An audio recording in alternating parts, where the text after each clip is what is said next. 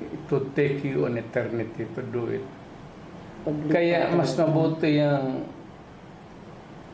bago ka mag-ano, tawagin mo yung cabinet, tapos tanungin mo, meron ba tayong lupa?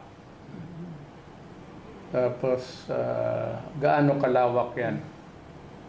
Ilan ang pwedeng ipasok mong housing dyan? Tapos, nandyan yung housing. Kaya mo bang gawin yan dito? Dahan-dahan lang muna. So, we'll start with small projects. Maybe if we can complete it on time, in 2 years, we will add another. That's, ako, guilty rin ako niya. That's the one lesson that, lessons learned along the way.